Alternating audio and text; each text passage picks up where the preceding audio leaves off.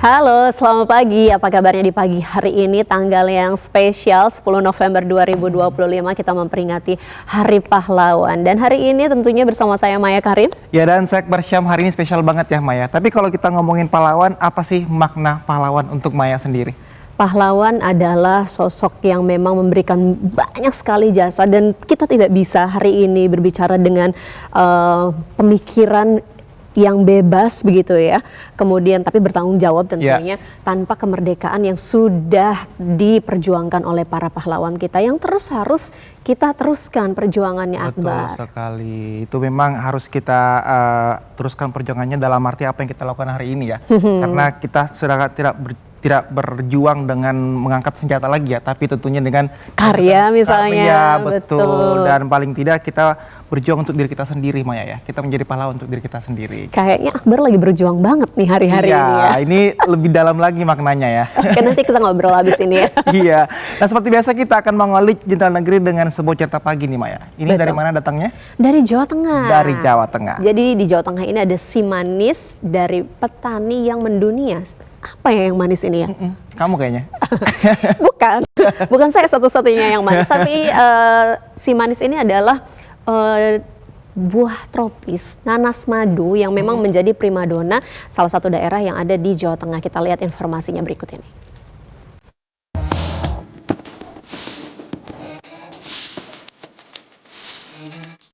Buah nanas yang menjadi bintang dari buah tropis lainnya. Rasanya manis alami, lembut, dan tanpa rasa masam. Buah ini menjadi primadona, bahkan diminati hingga pasar internasional. Buah ini banyak tersebar di Indonesia, terutama di Kecamatan Karangreja, Kabupaten Purbalingga, Jawa Tengah. Saking banyaknya buah nanas ini, para petani sempat kesulitan memasarkannya. Bahkan tak jarang banyak yang membuangnya begitu saja. Berangkat dari sini, salah seorang pelaku UMKM bernama Ngudiono berinovasi membuat beragam olahan nanas sejak tahun 2016. Hal ini dilakukan untuk meningkatkan nilai jual nanas. Iya, kami memulai usaha di tahun 2016 akhir. Namun sebelumnya kita sudah mencoba untuk trial produk ini sebelum kita edarkan sekitar 1,5 tahun dari tahun 2014 pertengahan. Kemudian di tahun 2016 kita mulai launching seperti itu. Tentunya inovasi yang dikembangkan tidak terjadi dalam satu malam. Melihat potensi nanas yang melimpah, ia justru telah berpikir lebih ke depan agar nanas ini bisa dipasarkan ke pasar yang lebih luas. Selain belajar membuat produk, ia pun mempelajari pasar untuk target pemasaran berikutnya. Setelah lama mempelajari minat pasar global, ia pun bekerja sama dengan lembaga penelitian untuk menciptakan produk nanas yang bisa tahan dikirim ke luar negeri.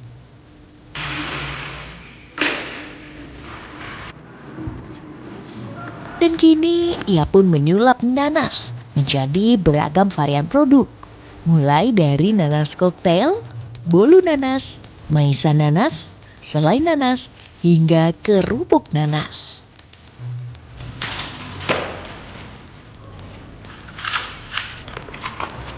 Permintaan pasar global terus datang, terutama dari negara seperti China hingga Saudi Arabia. Hal ini menjadi peluang untuk terus memperkenalkan produk lokal ke kancah internasional. Ia telah mengajarkan bahwa tiada usaha yang berhasil dengan cara yang instan. Buah manis nanas juga melalui proses yang panjang sebelum memanjakan lidah. Dari tangan petani hingga mendunia, inovasi ada di dalamnya.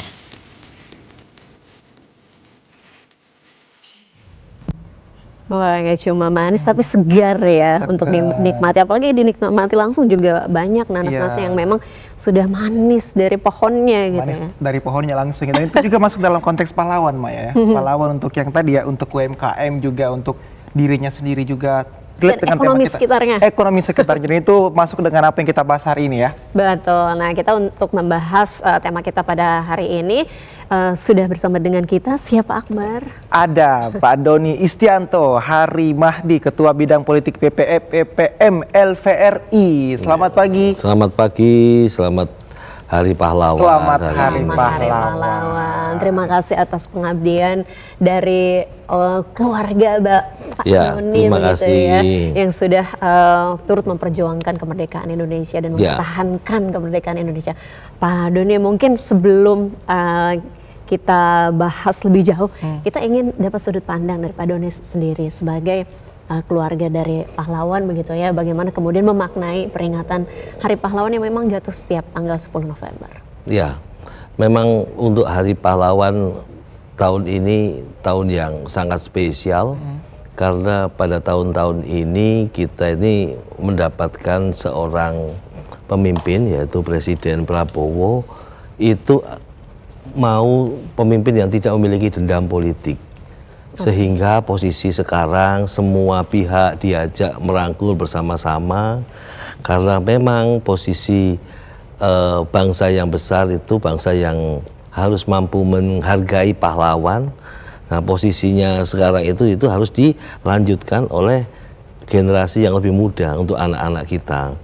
Nah, anak-anak kita itu harus mampu memahami dan mengingat bahwa kemerdekaan yang sekarang ini dinikmati ini dulu diperjuangkan oleh para pejuang, baik yang kita kenal maupun yang tidak kita kenal. Sebenarnya kalau kita melihat kayak kemarin itu waktu demonstrasi rame-rame, ada banyak anak-anak usia belasan tahun ikut juga demonstrasi. Kira-kira begitu juga lah waktu perjuangan ini dijalankan di tahun 45. Banyak juga anak-anak yang usianya masih belasan tahun yang ikut berjuang untuk maju melawan Belanda. Dan justru banyak mereka yang keluar jauh dari rumahnya, dari tempat tinggalnya, ikut berjuang dan meninggal, gugur pada saat perjuangan. Dan saking banyaknya kita ini nggak ngerti mereka namanya siapa, mereka sama sekali kita nggak kenal. Dari mana? Dan dari mana? Hanya mereka tanpa pamrih memberikan semua apa yang dimiliki, bahkan yang terbaik, yaitu nyawa mereka diserahkan untuk kemerdekaan bangsa kita. Nah, kalau ditanyakan konteks kekinian, ya kita ini harus bisa melanjutkan apa yang sekarang ini sudah dicapai. Jangan kita malah merusak. Merusak seperti apa? Zaman dulu waktu para pejuang, para pahlawan kita bertarung, berjuang sampai mengorbankan nyawanya. Mereka itu sama sekali tidak memikirkan mereka dapat apa. Ya, tulus berjuang untuk negara gitu ya. Ya, kalau sekarang ceritanya apa negara mau perlu apa, pertanyaannya kadang-kadang wani piro. Ditanyakan Atau aku nanti dapat saya dapat apa gitu ya Pak. Berharap timbal balik dari apa yang dia lakukan begitu ya. Betul. Jadi itu ada pergeseran yang sangat kontradiksi ya antara yang keikhlasan dengan harapan yang terkadang itu tidak pada tempatnya. Oke, menarik. Yang tadi yang sempat Pak Doni bahas juga, semangatnya itu masih ada sampai sekarang ya. Betul. Dibawa ke karya masing-masing. Lalu bagaimana kemudian di era sekarang ini kita menjadi pahlawan dengan tadi karya kita masing-masing, dianggap Versi pahlawan, kita ya, masing-masing pahlawan masa gitu. kini, tapi dengan karya kita masing-masing. Ya, itulah intinya begini. Pahlawan itu yang dipikirkan adalah bagaimana bisa menyumbangkan sesuatu untuk negara dan untuk rakyat. Nah, kita pun kalau misalnya yang berada dalam suatu profesi atau misalnya dalam masih mahasiswa atau SMA, yang dipikirkan itu bagaimana kita ini mampu memberikan yang terbaik untuk negara. Yang penting itu bagaimana penemuan itu bisa menjalankan yang terbaik untuk rakyat dan negara. Contohnya begini, ini negara kita berada di tropis. Bagaimana setiap kali musim penghujan itu selalu kebanjiran, kalau musim kering kekeringan.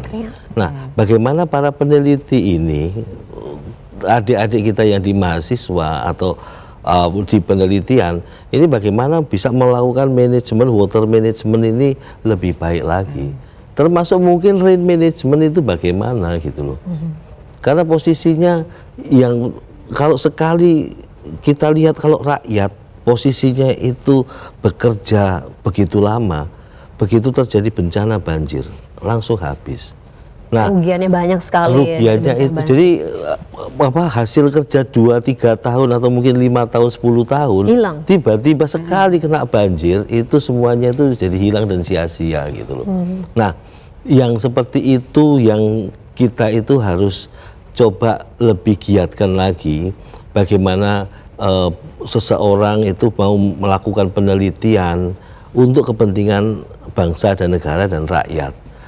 Atau contohnya misalnya seorang peneliti pertanian, masalah jagung, masalah padi, masalah buah-buahan, itu bisa membuat yang terbaik, dipatenkan dan kemudian bisa disebarluaskan untuk kebaikan bangsa dan negara. Dan bisa disebut pahlawan juga di era sekarang ya.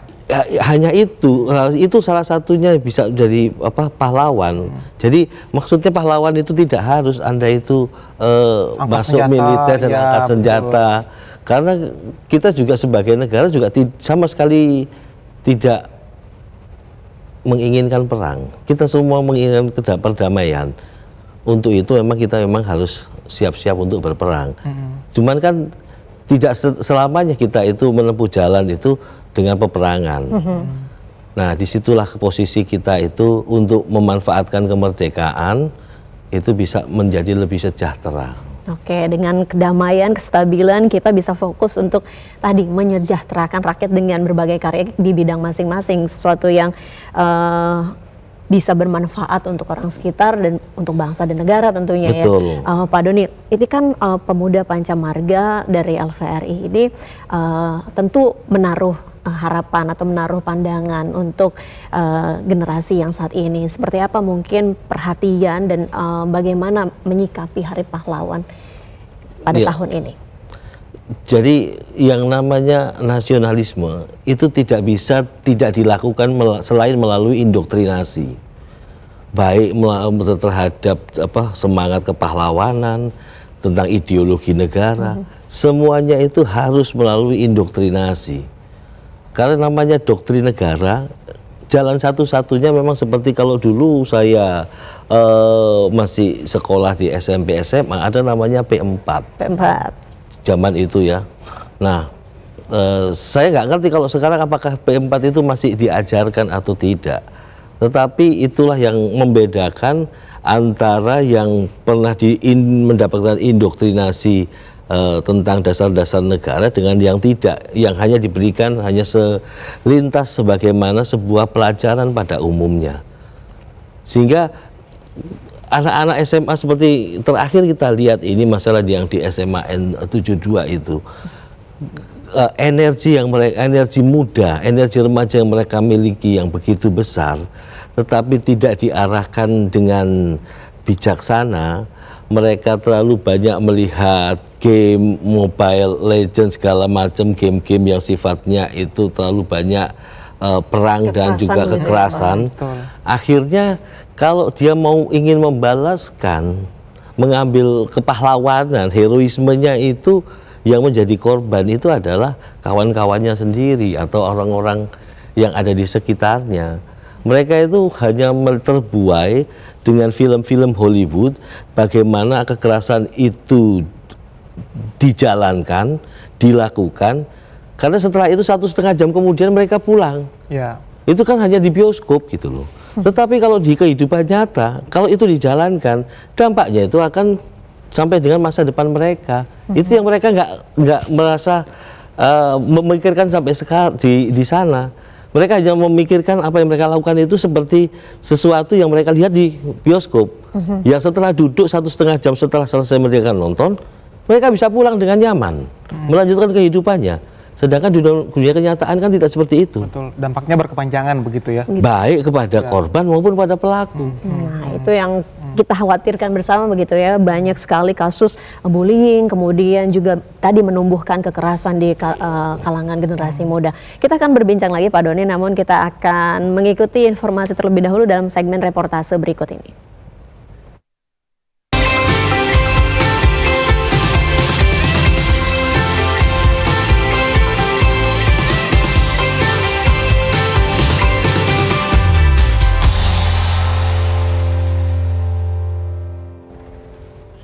Baik, yang pertama kita ke Kalimantan Utara nih ya.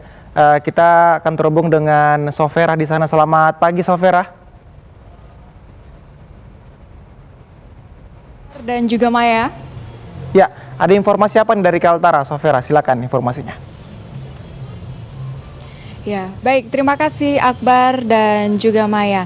Selamat pagi pemirsa. Saat ini saya sedang berada di hutan kota Bunda Hayati dan tepatnya berada di stand Dinas Lingkungan Hidup Provinsi Kalimantan Utara yang dimana dalam mengikuti kegiatan Benuanta Fest 2025 dalam rangka memperingati atau merayakan Hari Jadi Provinsi Kalimantan Utara yang ke-13 tahun. Dan tepat tanggal 10 November ini kita juga memperingati Hari Pahlawan Nasional. Baik pemirsa, seperti yang kita ketahui, warisan perjuangan untuk sebuah karya tidak hanya tercatat dalam lembar sejarah saja, namun terus hidup dan berevolusi dalam bentuk-bentuk baru di era kekinian. Kini semangat perjuangan itu hadir dalam wujud kepedulian, konsistensi, dan juga sebuah karya yang memberi manfaat bagi banyak orang. Oda Parwati salah satu aktivis peduli lingkungan melalui komunitas Dedur di Tanjung Selor, Provinsi Kalimantan Utara ini yang mampu mengubah limbah menjadi karya penuh makna. Dan tangan terampilnya, sampah plastik diolah menjadi tas dengan motif khas Kalimantan Utara. Tak hanya itu, potongan sisa bahan daur ulang dan botol plastik juga ia ubah menjadi gantungan tas dan hiasan unik lainnya. Untuk informasi selengkapnya, kita sudah bersama Mbak Oda Parwati sebagai salah satu aktivis peduli lingkungan. Selamat pagi Mbak. Selamat pagi. Apa kabar? Alhamdulillah sehat. Ya. Baik Mbak, sebagai aktivis peduli lingkungan, bagaimana Anda melihat perjuangan kecil yang Mbak lakukan ternyata bisa menjadi bagian dari warisan perjuangan bangsa? Jadi menurut kami perjuangan itu tidak harus besar, tapi dari langkah-langkah kecil yang kami lakukan di Kabupaten Bulungan khususnya bersama teman-teman di Dedur Indonesia dan komunitas peduli lingkungan yang ada di Tanjung Selor, Kabupaten Bulungan, yang memulai aksi kecil dari misalnya mengubah sampah plastik menjadi produk yang bernilai ekonomi, sosial, dan budaya. Dan kami melihat semua ini dengan teman-teman itu sesuatu yang luar biasa karena kami melihat langkah kecil ini bisa berdampak besar ke depannya. Dan menurut kami perjuangan mengubah sampah plastik, menjaga lingkungan itu sebuah perjuangan kecil yang kami lakukan di Kabupaten Bulungan. Baik Mbak. Momen apa yang membuat Mbak merasa bahwa tindakan sederhana ini dapat menjadi aksi kepahlawanan di era yang sekarang? Iya, momen yang berkesan bagi kami ketika melihat teman-teman komunitas, masyarakat yang sudah memulai peduli mengurangi penggunaan sampah plastik, memilah sampah, dan mendaur ulang. Khususnya misalnya sekarang masyarakat itu sudah memilah sampah dan mendonasikan atau menukarkan sampah plastiknya ke kami Dedur Indonesia. Yang kemudian Dedur Indonesia mengubah sampah plastik itu untuk menjadikan bermacam-macam produk seperti tas, ada pouch, ada backcam, ada juga kursi dari EcoBrick. Dan di Dedur Indonesia kami mengonsepkan itu produk EcoGrim yang tetap konsepnya budaya lokal Kalimantan Utara dari produk daur ulang sampah plastik. Baik, terima kasih Ibu Oda atas informasinya. Dan pemirsa, perlu kita ketahui juga melalui berbagai kegiatan pelatihan, Mbak Oda Parwati menularkan semangat kepedulian lingkungan kepada masyarakat, khususnya generasi muda. Baginya perjuangan massa kini bukan lagi mengangkat senjata, melainkan menjaga bumi agar tetap lestari. Dari tumpukan sampah lahir karya yang menginspirasi. Inilah bentuk perjuangan baru berbuat untuk lingkungan, berkarya untuk negeri. Baginya, perjuangan massa kini bukan lagi mengorbankan nyawa di medan tempur, namun mengorbankan tenaga, waktu, dan juga kenyamanan demi menjaga bumi tetap lestari. Semangat itu pula yang ditularkan Asna yang mengikuti dalam komunitas tersebut. Dan untuk informasi selengkapnya, saya juga sudah bersama aktivis peduli lingkungan, Saudara Hasna. Selamat pagi Asna. Pagi Kak. Bagaimana kabarnya? Alhamdulillah baik. Ya. Asna, bagaimana menjaga lingkungan agar bisa menjadi bentuk perjuangan yang tak habis oleh waktu? Ya baik, tentunya menjaga lingkungan itu sifatnya berkelanjutan ya Kak. Berkelanjutan untuk kehidupan generasi muda yang akan mendatang dan harus dilakukan terus-menerus untuk melindungi bumi dari kerusakan. Seperti itu. Oke. Hasna, kalau boleh kita ketahui atau apa nih pesan Asna kepada generasi muda agar berani mengambil peran sebagai pahlawan di bidangnya masing-masing? Oke, jadi untuk adik-adik generasi muda yang akan mendatang, perlu saya tegaskan bahwa pahlawan itu bukan hanya yang mengangkat senjata, tetapi juga aksi nyata. Jadi, ayo temukan medan perangmu, fokus pada tujuanmu, dan tunjukkan aksimu. Terima kasih.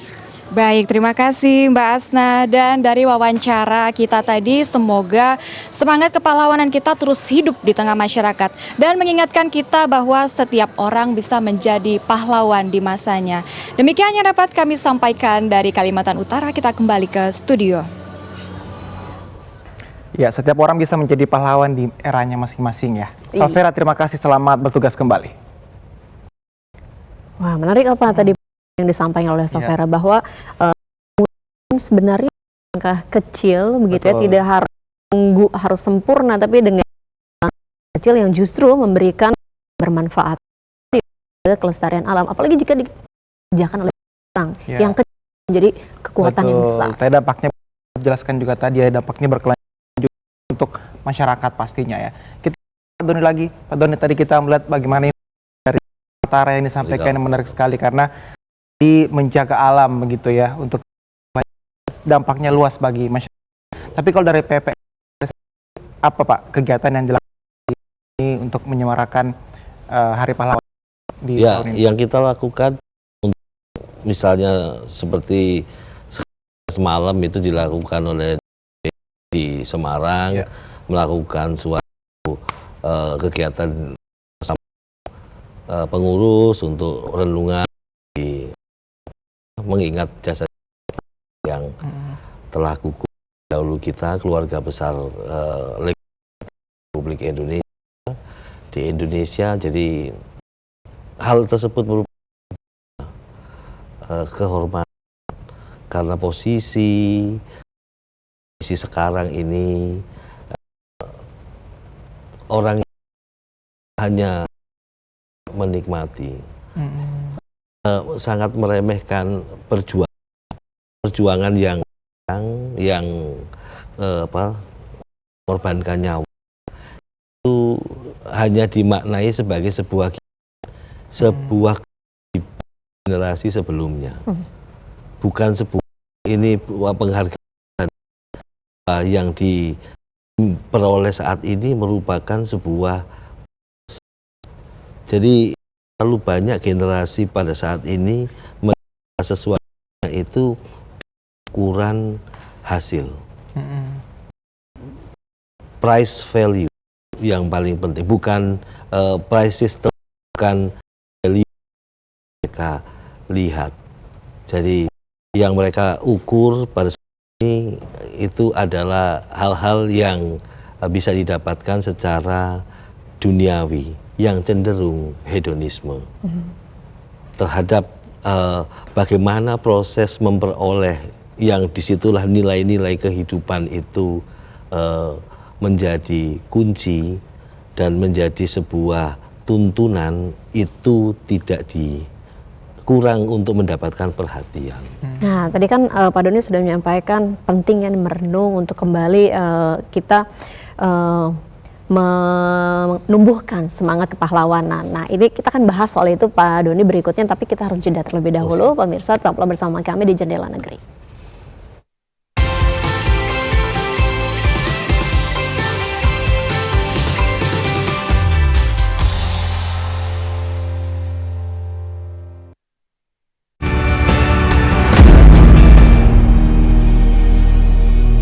Sosok-sosok inspiratif yang memberikan manfaat bagi masyarakat, serta mengangkat realita kehidupan yang terjadi dari berbagai penjuru tanah air.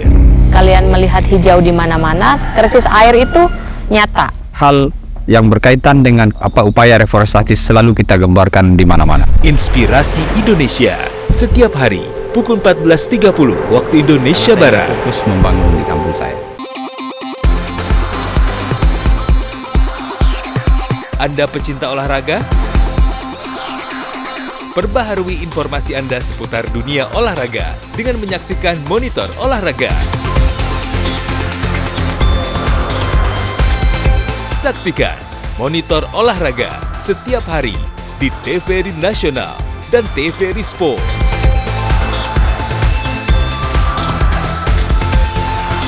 Di yoga itu kita diajarkan untuk lebih mindfulness, berkesadaran, dan sudah pasti jauh lebih tenang.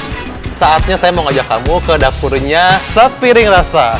Setiap rasa punya cerita. Kita mau masak namanya Default Egg. Ini gampang banget cara bikinnya. Kita langsung aja yuk buat tahap selanjutnya, kita mau memasak mangganya. Oke. Mas Ipan boleh meletakkan buahnya.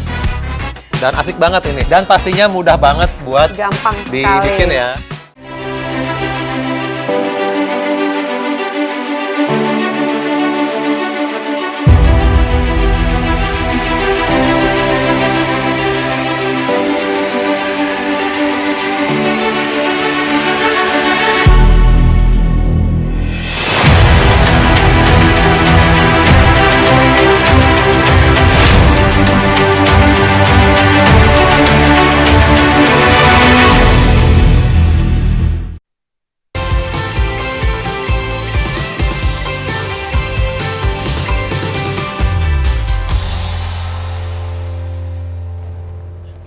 Terima kasih Anda masih bersama kami di Jendela Negeri dan kita masih membahas terkait dengan Hari Pahlawan hari ini ya, Maya. Betul. Nah, sebelum kita kembali berbincang dengan narasumber kita akan mengikuti laporan dari Yogyakarta. Di sana sudah ada rekan kami Muhammad Hafid. Selamat pagi, Hafid. Selamat pagi, Maya. Baik, apa yang mungkin dilakukan para pemuda di Yogyakarta khususnya sebagai sosok penggerak ekonomi atau pahlawan ekonomi di daerahnya? Silakan Hafid. Iya, terima kasih Maya dan Akbar serta saudara. Kalau di Indonesia ini gelar pahlawan diberikan kepada para pejuang ketika merebut kemerdekaan atau juga mempertahankan kemerdekaan Republik Indonesia. Untuk pahlawan ini juga tokoh-tokoh nasional yang konsisten dengan garis perjuangan tertentu ini juga mendapatkan gelar pahlawan. Namun saat ini figur dengan tingkat konsistensi tinggi untuk memperjuangkan sesuatu yang membawa pengaruh bagi masyarakat orang ini juga semakin sedikit seperti itu. Artinya tidak terlalu banyak untuk yang berdampak kepada masyarakat, dan ini juga figur dengan konsisten perjuangan untuk menciptakan perubahan. Sebenarnya pada umumnya ini juga ada seperti itu, namun hidup di tengah masyarakat dengan yang bersahaja. Mereka ini tetap konsisten untuk membuat suatu gerakan dan juga tidak peduli dengan sebuah popularitas, tetapi secara perlahan mencoba untuk mengubah dunia. Dari gerakan-gerakan sederhana misalnya, dari gerakan diri sendiri, gerakan masyarakat, dan akhirnya berdampak kepada sosial masyarakat. Seperti yang dilakukan oleh salah satu pemuda dari Kapanewon Pandak, Kabupaten Bantul, Daerah Istimewa Yogyakarta, yaitu Muhammad Gemar Ramadan. Ini menggerakkan lingkungan dengan mendirikan Dewi Kaji atau Desa Wisata Kadi Soro Nyawiji. Dewi Kaji ini sendiri, saudara, mampu menjadi salah satu destinasi wisata kreatif unggulan yang ada di Kabupaten Bantul, sekaligus menjadi kawasan sentra budidaya ikan hias, dan juga ini bertaraf nasional di Bumi Projo Taman Sari, Kabupaten Bantul. Desa wisata ini sebenarnya juga banyak menawarkan beragam potensi. Yang menjadi unggulan adalah yang ditawarkan edukasi ikan hias dengan beragam varietas menarik sebagai daya tarik utamanya. Kalau kita lihat untuk koleksi-koleksi ikan hiasnya, yaitu ada koleksi varietas unggulan mulai dari goldfish, ada molly, pleti, guppy, hingga manifis. Tidak hanya itu saja, saudara. Di sini terdapat beberapa daya tarik desa wisata yang sebagai salah satu bentuk dari masyarakat untuk melestarikan kebudayaan, diantaranya kelompok budidaya ikan konsumsi. Selain itu juga ada dalang wayang kulit, ada sentra wayang kulit juga pembuatan batik, ada sanggar topeng, kelompok kesenian gamelan, termasuk diantaranya sentra pembuatan gamelan, komunitas sepeda ontel, serta komunitas gerobak sapi. Dan berikut kutipan wawancara pemuda penggerak desa wisata Muhammad Gemar Ramadan. Tentu banyak sekali ya bagaimana kami membuat masyarakat ini percaya bahwa ikan hias ini punya nilai ekonomi yang lebih. Bagaimana masyarakat ini dari culture-nya, kebudayaannya, bahwa kita di Jogja ini melekat dengan potensi yang cukup khas, yaitu kebudayaan keraton Yogyakarta Hadiningrat. Jadi apa yang kami lakukan di sini, bagaimana teman-teman di kampung kami ini, di desa wisata Kaji ini bisa budidayakan hias, bisa melestarikan budayanya, menjaga ekosistem komunikasinya, dan terus berinovasi dalam bidang maupun lingkungan, teknologi, maupun yang lainnya, kuliner dan lain sebagainya. Upaya Muhammad Gemar Ramadan ini mendapatkan apresiasi dan dukungan oleh masyarakat, seperti yang diungkapkan oleh Gevira Kirana berikut ini.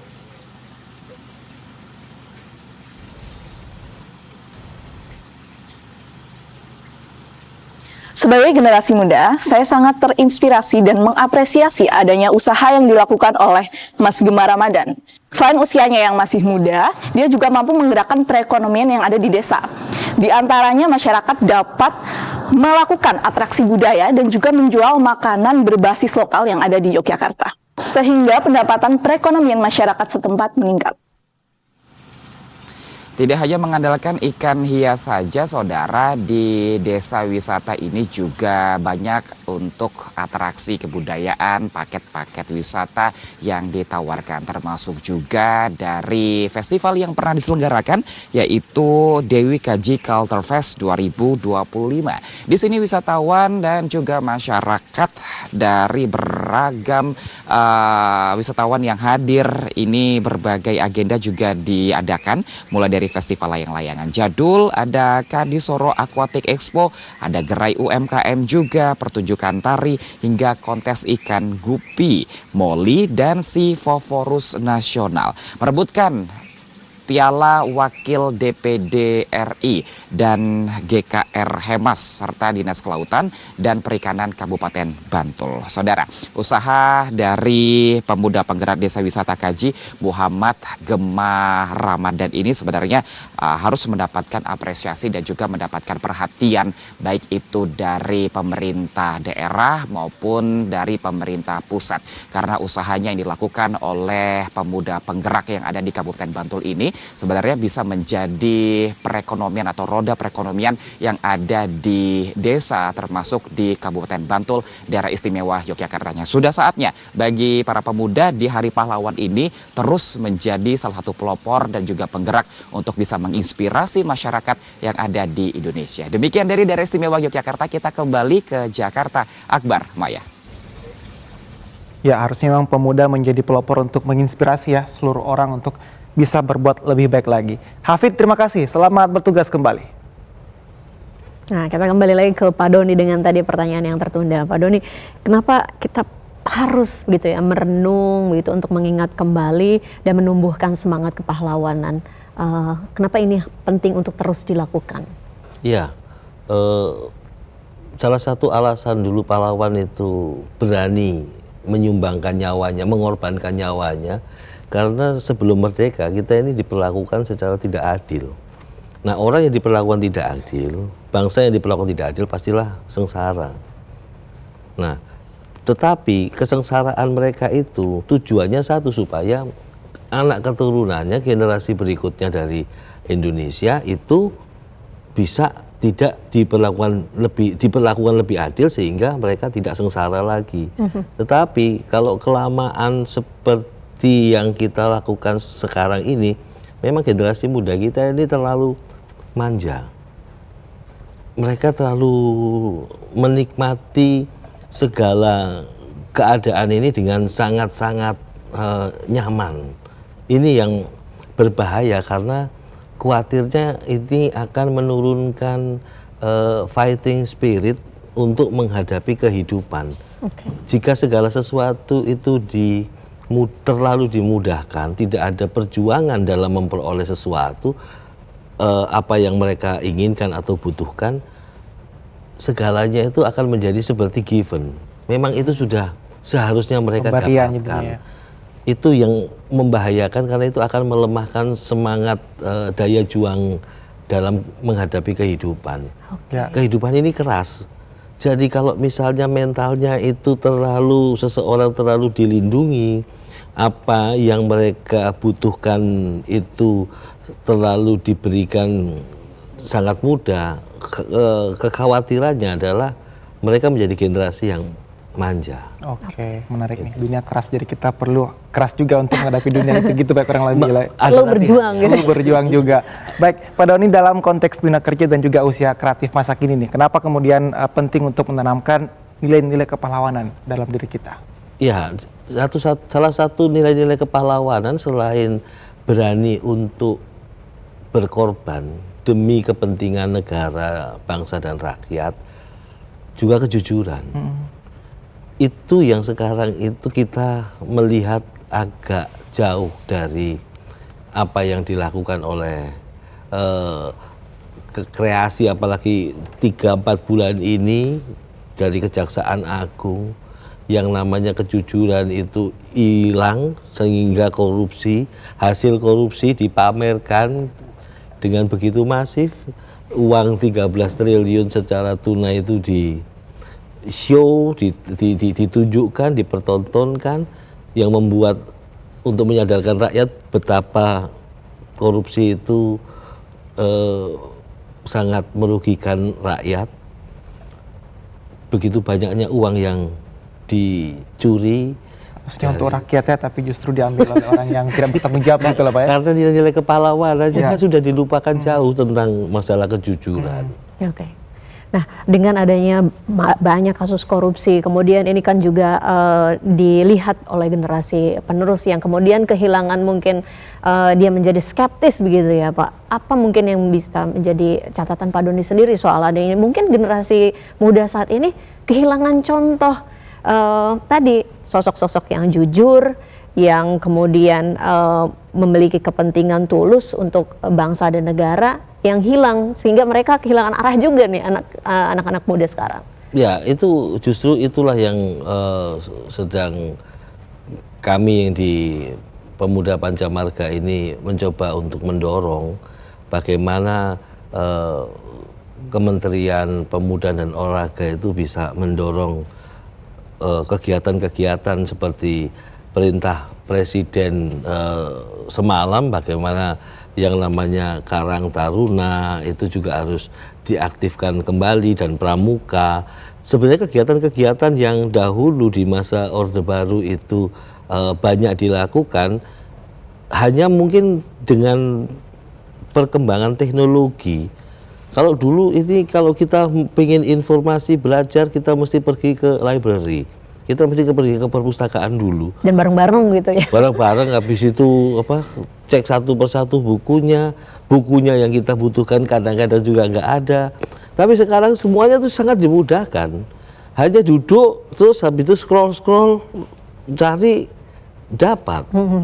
Nah, ini effortnya tuh bener-bener sangat-sangat minimal secara fisik ya. Kalau memang secara IT memang tinggi gitu. Tapi effort yang secara fisik ini benar-benar diminimalisir, pergerakannya nggak ada segala macam, sehingga ya saya bilang itu seperti terlalu dimanjakan terutama oleh kehidupan ya, oleh kehidupan. Semuanya itu posisi generasi kita, negara kita ini cuma jadi pasar terhadap apa yang menjadi produk dari secara intelijensia, produknya ditemukan di barat, diproduksinya entah di Cina, entah di Korea, terus kemudian barangnya dilempar ke Indonesia hanya untuk digunakan. Kita ini user and buyer. Jadi posisinya kita cuma market dan juga orang yang yang di-drive untuk menikmati semua penemuan mereka. Dan ini yang berbahaya, akan ada pelemahan penggunaan intelijensia kita. Jadi kecerdasan kita tidak didaya gunakan secara maksimal gara-gara ketergantungan dan dimudahkan oleh misalkan adanya AI dan segala macam. Ya Pak, semuanya serba instan begitu ya. Serba instan. Dan kalau kita melihat juga kondisi dunia sekarang yang begitu cepat Pak ya, perubahan sangat dinamis, lalu kemudian juga banyak distraksi di mana-mana gitu ya. Dengan tantangan yang ada tadi, bagaimana kemudian kita menumbuhkan rasa cinta pahlawan dan juga menanamkan semangat kepahlawanan yang dengan tantangan yang tadi kita miliki Pak saat ini? Ya tetap mau nggak mau kita harus berprestasi dalam berbagai bidang yang ada. Dan lebih bagus lagi memang posisinya, karena konstelasi dunia ini memang peta politiknya ini digambar oleh 5 negara pemenang Perang Dunia Kedua. Mau nggak mau generasi muda kita memang harus belajar banyak ke sana. Tanpa itu kita ini hanya akan terus-menerus hanya menjadi buyer dan user, hanya menjadi pasar dan target dari semua produk yang dikembangkan oleh 5 negara pemenang Perang Dunia Kedua. Mereka itu tetap sampai ke dunia ini kiamat, mereka itu tetaplah sekutu. Hanya pada saat mereka itu jualan dagangan, terkadang itu mereka perlu membagi pasar kembali. Memang itulah yang akan menyebabkan gesekan itu terjadinya perang di beberapa negara. Karena posisinya mereka itu sedang memperebutkan yang namanya market. Kue ekonomi. Kue ekonominya. Nah, kita ini yang mau nggak mau posisinya hanya sebagai pelengkap penderita. Posisi kita masih belum bisa menjadi salah satu pemain utama di bidang itu, sehingga mau nggak mau kita harus melindungi anak-anak muda kita dalam hari dengan semangat kepahlawanan ini. Bagaimana kita ini memperbesar kemandirian dengan segala yang kita miliki, terutama posisinya di urusan pertanian. Karena perubahan iklim yang ada ini membuat sebuah perubahan cuaca. Dan ke depan dengan perubahan iklim yang semakin buruk, ini makanan itu hanya bisa diproduksi di negara-negara tropis, di sabuk khatulistiwa. Dan salah satunya berarti gudang makanan ke depan itu ada di Indonesia. Sehingga penguatan kepahlawanan ini haruslah ditujukan di sentra ekonominya di pertanian. Kita memiliki laut salah satu yang terbaik di dunia, karena disitulah ada pertemuan antara laut arus dingin dengan arus panas. Sebenarnya kita juga memiliki kesempatan di bidang kelautan untuk perikanan. Hanya rasanya kita masih belum bisa memaksimalkan itu gitu ya Pak? Memaksimalkan itu. Terus yang paling penting dari semuanya itu mengapa anak-anak kita perlu belajar ke negara-negara pemenang Perang Dunia Kedua, itu mereka harus bisa memiliki ngerti masalah perdagangan dan pasar. Karena bagaimanapun juga dengan posisi ke depan itu makanan menjadi sentra sumber perselisihan, itu kita harus memiliki market. Sehingga apa yang ada di kita, yang kita kembangkan bisa mendapatkan jaminan market yang lebih baik. Tanpa keadaan itu kita ini tidak bisa menggerakkan ekonomi. Kalau kita ini orang butuhnya makan, terus pada saat mereka lapar kita kasih pidato tentang nasionalisme, itu nggak akan masuk ya? Nggak akan masuk. Malah kita akan dilawan sama mereka. Berarti itu artinya concern soal tadi ketahanan pangan, pertanian ini sudah sejalan dengan apa yang dijalankan oleh pemerintahan Presiden Prabowo yang sekarang gitu ya Pak. Nah, apa yang mungkin jadi pesan dari Pak Doni dalam rangka memperingati Hari Pahlawan 10 November ini Pak Doni sebagai penutup? Sebagai penutup, hanya untuk anak-anak muda itu mengingat bahwa para pahlawan ini pada saat berjuang ada yang meninggal di tempat pada saat pertempuran terjadi, ada yang tidak sehingga menyebabkan cacat. Semua itu dilakukan karena satu kecintaan kepada negara dan kecintaan para pejuang itu kepada masa depan generasi berikutnya. Sehingga posisi itu haruslah dihargai dengan prestasi yang lebih baik, lebih disiplin. Karena kedisiplinan anak-anak kita pada saat ini berada di titik yang paling rendah. Terlalu banyak dimanjakan oleh kemajuan ekonomi, oleh alat transportasi, oleh alat informasi, IT-nya segala macam. Segalanya itu kekhawatiran saya akan melemahkan daya juang untuk menghadapi kerasnya dunia di masa depan. Menghadapi kerasnya dunia. Iya, jadi diingatkan lagi oleh Bapak pentingnya tadi ya, untuk meningkatkan semangat juang kita, jangan terlalu terbuai begitu oleh berbagai kemudahan. Terima kasih Pak Doni sudah bergabung pada pagi hari ini. Tentu salam hormat kami kepada seluruh pemuda Pancamarga dan keluarga besar Legiun Veteran Republik Indonesia. Oh ya, mengingatkan sebentar lagi 15 menit dari jam 8, tepatnya jam 8.15 akan ada suatu renungan sebentar secara nasional. Nanti harus kita juga nanti jam 8.15 kalau bisa mengingat hal itu. Baik, menghentikan aktivitas 8.15 untuk merenung gitu. Terima kasih. Terima kasih Pak Doni. Terima kasih, sama-sama. Terima kasih. Ya, dan kita masih akan menghadirkan informasi menarik lainnya ya. Namun usai jeda berikut ini tetaplah bersama kami di Jendela Negeri.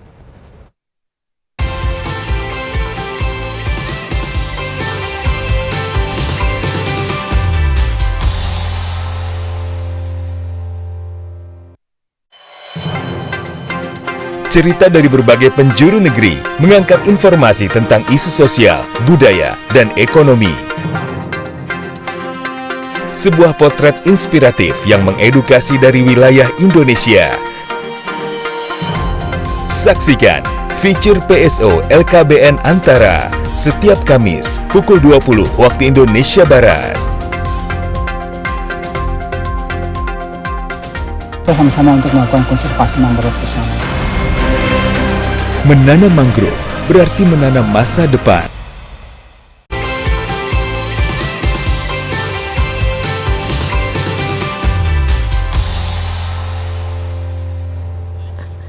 Terima kasih Anda masih bersama kami di Jendela Negeri. Seperti janji kita tadi, kita akan memberikan informasi lainnya dari Yogyakarta untuk menarik kalangan muda ikut serta melestarikan batik sebagai warisan budaya benda. Ini gencar dilakukan oleh penggiat batik di daerah istimewa Yogyakarta. Salah satunya nih Akbar dengan menggelar pelatihan khusus bagi kalangan pelajar. Bagi sebagian besar pelajar, peserta pelatihan membatik di LPK Arimbi di Kompleks Gabusan Bantul lebih menyukai membuat karya batik dengan motif kreasi sendiri. Alasannya di samping agar tidak monoton, juga dengan bebas ke dalam sketsa motif batik yang akan dibuat. Sehingga hal itu akan memberikan kepuasan tersendiri bagi para peserta kalangan anak muda ini. Menurut salah seorang pelajar, motif batik seperti rupa hewan jenis serangga bisa dijadikan motif batik dan akan lebih menarik dibanding motif bunga atau dedaunan.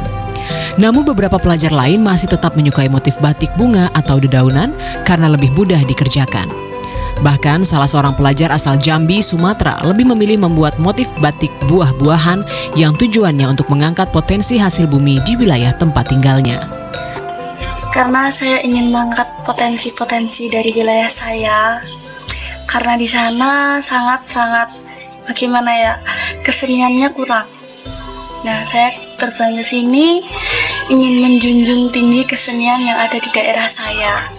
Nah, dari imajinasi sendiri dan tidak monoton, jadi menciptakan variasi sendiri. Sementara itu, menurut pengasuh LPK Arimbi, peserta pelatihan selalu ditekankan untuk memiliki jiwa kreativitas sebelum melangkah ke industri kreatif nantinya. Namun demikian, peserta harus mengetahui motif-motif batik klasik terlebih dahulu sebagai pengetahuan dasar. Motif kreasi juga memiliki nilai positif supaya konsumen merasa ada sesuatu yang baru. Selain itu juga memberikan kesempatan kepada peserta kalangan muda ini untuk mengembangkan kreativitasnya. Memperkenalkan bagaimana motif-motif klasik, namun mereka akan berkembang sesuai dengan porsi dan kemampuannya. Dan itu saya berikan keleluasaan. Yang penting mereka senang mengerjakan dan mengerjakannya pun dengan teknik batik. Pembelajaran keterampilan membuat motif batik kreasi kepada kalangan muda diharapkan dapat menarik minat untuk membatik dan terus melestarikannya. Sehingga tidak hanya memiliki keterampilan membatik, namun juga bangga memakainya.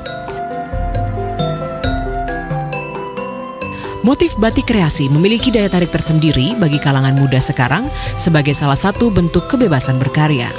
Namun demikian, tetap ditekankan bahwa motif batik kreasi merupakan pengembangan pembelajaran dari batik pakem. Wah, menarik ya, sebelum berkreasi dengan batik motif modern gitu ya, dengan kreasinya masing-masing, dikenalkan terlebih dahulu ternyata batik klasiknya seperti apa. Jadi memang ada keberlanjutan di sana dari generasi sebelumnya, batik-batik yang klasik yang sudah pakem, kemudian baru deh diajarkan batik kreasinya. Betul, jadi kreatifnya muncul lagi ya. Dari Jogja kita ke Kaltara, Maya. Jadi sebagai bagian dari rangkaian peringatan Hari Jadi ke-13 Provinsi Kalimantan Utara, pemerintah Provinsi Kalimantan Utara menggelar Folk Carnival yang menjadi salah satu agenda utama dalam Benuanta Fest 2025. Berbeda dengan tahun-tahun sebelumnya, pawai dilaksanakan pada malam hari dan berhasil menarik antusiasme masyarakat. Ini dia informasinya untuk Anda.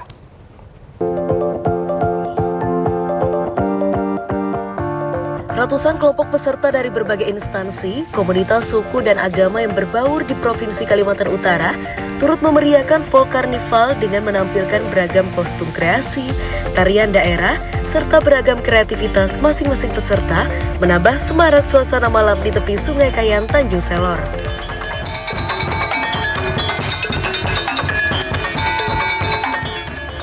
Pelaksanaan pawai pada malam hari menjadi hal baru dalam penyelenggaraan Folk Carnival tahun 2025. Ari Rivaldi Hamidan menjelaskan kegiatan seperti ini pertama kali dilaksanakan pada tahun 2019 dan kembali lagi dilaksanakan pada tahun 2025 sebagai bentuk dukungan pemerintah Provinsi Kalimantan Utara kepada para pelaku usaha mikro, kecil, dan menengah atau UMKM yang berjualan di kawasan tepian Sungai Kayan. Jadi kita dulu membuat pertama kali itu naik karnival itu di malam hari. Dan kita juga pingin dalam rangka merayakan HUT Kalimantan Utara ini kita melaksanakan malam hari. Karena kita juga pingin pada saat di malam hari Sungai Kayan ini kan banyak pelaku UMKM dan pedagang. Semoga kita dengan acaranya HUT ini bisa mempersembahkan yang terbaik untuk para pelaku UMKM dan pedagang di sini. Mudahan rezeki mereka ini dengan adanya ini berdampak pada mereka secara maksimal. Dan juga kita ingin melihatkan keindahan ke Sungai Kayan kita gitu.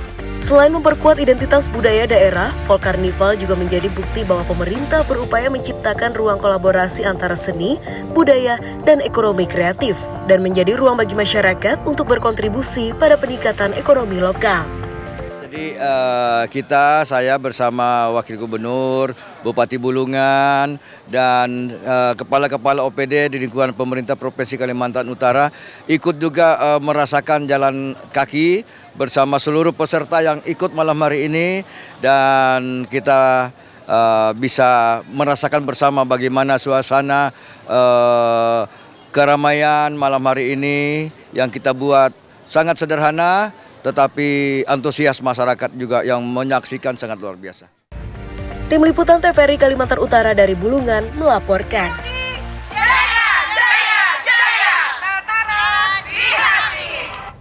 Wah, seru ya karnavalnya pagi-pagi, Iya. Malam-malam. Malam. Karena saya melihatnya teduh gitu kan. Kalau siang kan kena panas, tapi kalau malam enak, sejuk. Oke. Dan informasi tadi sekaligus menutup perjumpaan kita di pagi hari ini. Saya Maya Karim. Ya, dan saya Akbar Syam pamit. Terima kasih dan sampai jumpa.